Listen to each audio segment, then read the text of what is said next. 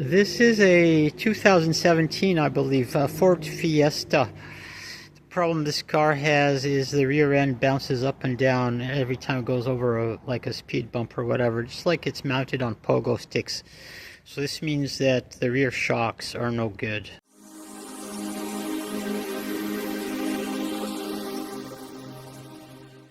These are the new shocks that are going to go in the car. Got them on Amazon. They're ridiculously cheap. I think they're about $40 for the pair. And I'm going to include a link in the video description. Now, they included some gloves so you can keep your hands clean while you do the job. This is my assistant. He's scoping out where you go to access the top of the shocks. In here, in the trunk, you tear back the lining. You just pull it back. It just has one clip holding it.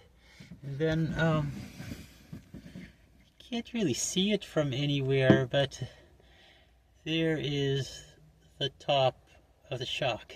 I have lifted up the car and removed the wheel, and the end of the shock has a 15mm bolt going through it.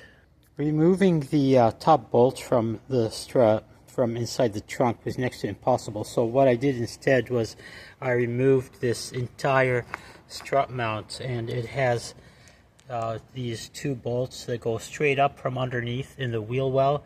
They have 10mm head.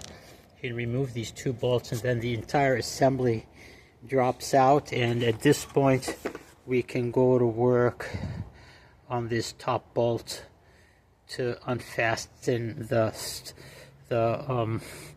shock from the shock mount. So to do this, I grip the square tip of the shock with this locking vice grip. Alright, meanwhile I have this 10mm socket on the nut, and with the vice grip I can keep the shock from rotating while I unfasten the nut, and when that's done, this all comes off. And now, in case there was any doubt that this shock is bad, see that? No rebound.